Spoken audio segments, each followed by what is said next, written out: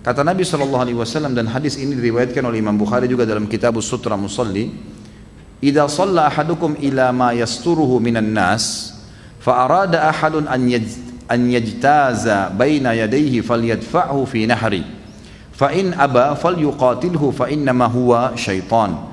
Apabila salah seorang di antara kalian sholat menghadap sesuatu yang menjadi sutrahnya, penghalang baginya dari orang-orang yang melewati sholatnya, lalu seseorang ingin lewat di depannya, maka hendaklah dia mendorongnya, menahannya, gitu kan, di arah dadahnya.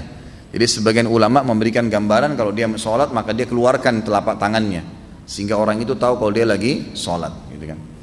Jika orang tersebut tidak mau, tetap dia mau terabas saja, maka hendaklah dia menyerangnya dengan keras. Dalam hadis ini fal yuqatilhu, pukul dia, disuruh pukul lagi sholat tuh. Kata Nabi SAW, karena dia adalah syaitan.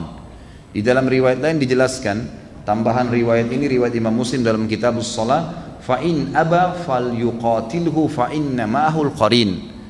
Kalau dia nolak, tetap sudah ditahan, tetap mau lewat, maka sebaiknya diserang, karena yang bersamanya, yang menguasai dia adalah qarinnya, adalah syaitan yang sedang bersamanya, adalah syaitan yang bersamanya. Makanya di sini kita tidak boleh sama sekali membiarkan orang itu lewat.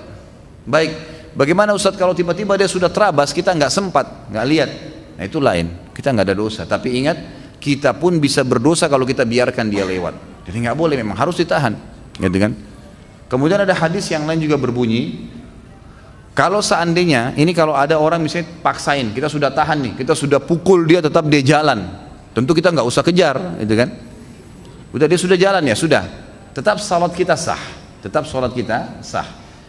Yang jadi masalah adalah sebuah hadis yang lain. Kata Nabi SAW, kalau kalian sedang sholat dan sutrahnya diputus oleh wanita, anjing atau keledai, ya, maka sholatnya batal.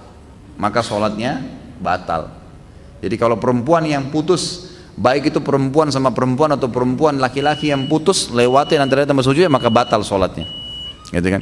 Atau anjing atau keledai. Apa hikmahnya Allahu alam? Para ulama ada yang merincikan, tentunya diantaranya yang mengatakan kalau perempuan umumnya bisa menjadi fitnah. Kalau anjing ini dan keledai, biasanya dua hewan ini tidak merawat dirinya dalam kotoran, ya, jadi sembarangan saja, kencing sembarangan, buang air sembarangan, agak beda dengan hewan-hewan yang lainnya, Allahu alam. Jadi ini memang ya dilarang, ya. Tentu kita dianjurkan untuk menghalau. Baik. Seringkali kita tentu di masjid seperti ini, alhamdulillah di Indonesia jarang terjadi ya. Tapi ini kalau Bapak Ibu sekalian, ikhwah-akhwat lagi kebetulan umroh atau haji, itu sering terjadi di Masjid Haram, gitu kan. Karena orang sudah lalu lalang banyak. Makanya saya sarankan kalau mau sholat ya di Masjid Haram, cari posisi-posisi yang nyaman, yang orang tidak lewat. Cari posisi yang nyaman. Jadi jangan malah sengaja di depan pintu. Ini susah ini. Kata ulama, kalau ada orang yang sengaja memang mencari tempat yang tidak bisa orang lewat kecuali di situ, dia malah yang berdosa. Dia malah berdosa karena dia penyebab. Jadi itu pintu Masjid Nabawi itu seringkali gitu. Jadi saya ingatkan, Masjid Nabawi itu luas, saudaraku, masuk ke dalam masih banyak tempat. Ini enggak, sholat di situ depan pintu. Kemudian dia masbuk 2 rakaat atau masbuk 3 rakaat, orang sudah pada keluar, akhirnya lewatin depannya. Dia mau tahan, ini nggak mungkin. Berapa banyak orang yang dia mau tahan, gitu kan? Nggak mungkin. Dan juga sebagian ulama mengatakan akan keluar dari hukum ini kalau keadaannya darurat.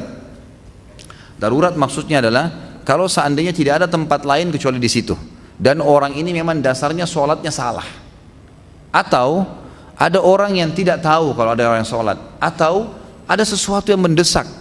Misal tiba-tiba ada penyerangan, tiba-tiba terjadi mungkin listrik terjadi masalah dan bisa nyetrum orang yang tinggal, masih ada yang sholat, maka itu dibolehkan dia untuk melewati itu dalam keadaan-keadaan darurat. Tapi di sini intinya tidak boleh sengaja memotong sutra orang yang sholat. Dan sudah kita jelaskan, orang yang sholat pun harus bisa menahan. Tentu kita harus bisa mengerti ya. Kalau kita harus mengerti, bisa sabar. Dan juga saya sarankan di Masjid Nabawi dan Masjid Haram seringkali terjadi. Kalau di Indonesia alhamdulillah tidak. Ini jarang saya lihat di Indonesia ya. Kalau habis selesai sholat wajib ya, jangan buru-buru sholat sunnah ba'diyah, zikir aja dulu, gitu kan. Ada orang kadang-kadang langsung buru-buru, gitu kan, langsung sholat. Karena kadang-kadang juga ada orang yang buru-buru mau ke kamar mandi, dia terpaksa lewatin saf. Nah kalau kita masih zikir, kan masih bisa mereka lewat. Tapi ini enggak, habis salam langsung berdiri, terutama dalam mazhab Abu Hanifah. Mazhab Hanafiyah ini ada. Jadi jangan heran kalau teman-teman lagi ke Turki, itu mereka habis salam, assalamualaikum, mereka langsung berdiri sholat sunnah. Itu memang dalam mazhab mereka, dan ini tidak ada dalil, ulama menegurnya, ulama menegur. Karena ini akan menghilangkan doa malaikat kalau dia berzikir habis sholat wajib. Allahu a'lam.